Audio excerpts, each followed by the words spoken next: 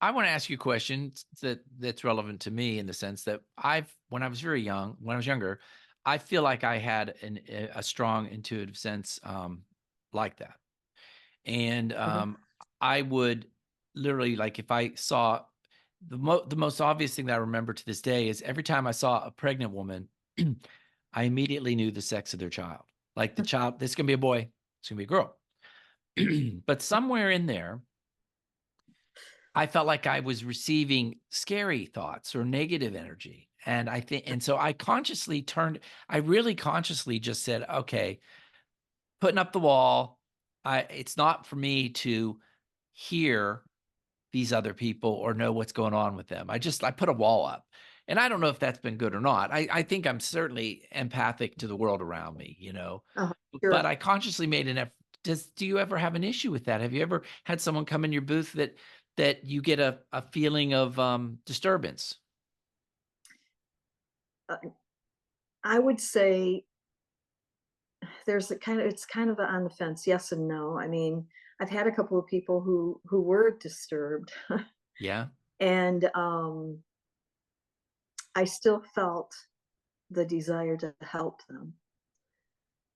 And that's where this comes from. It's this is my way of serving the world, in other words. Like, I'm not going to turn my back on someone who's having these issues because they are the ones that need the help.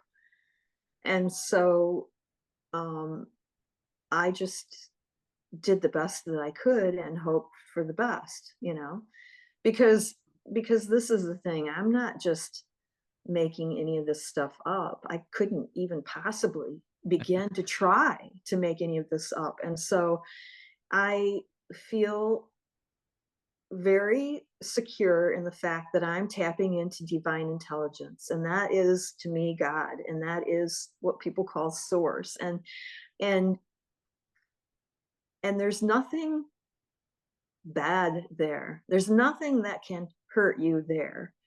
And when someone shows up in my booth who has a serious issue, I'm always given the words, the right words for that person. And I might say it differently to someone else, or we might even not even touch on that topic because it's not their issue, but the right words come through if you're just open to being that vessel. Like, I feel like we're all having the opportunities to experience ourselves as God. And when you shut yourself off, you're limiting your potential for that. And I know that there are bad things in the world. There's people doing bad things in the world, and there's negative energy, and there's what we might call negative entities. Okay. But if you can realize that anything that doesn't appear as love is a request for love. Ooh. And so I just work with them, and I just allow whatever needs to come through me to this person, because I know that whatever it is exactly what they needed to hear in that moment.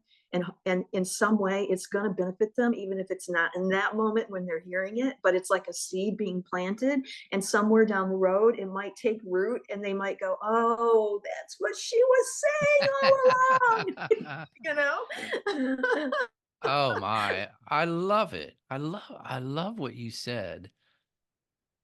Everything that doesn't appear as love is a request for love. Mhm. Wow. That is such a nugget. Um, it's I mean, how else could it be? It ex- just doesn't make sense to me any other way. so maybe for me, because I So, personalize it, it's having faith in that that power, that creative intelligence that is always for the good. mm, It's always for the good, and knowing that love is always yes, there.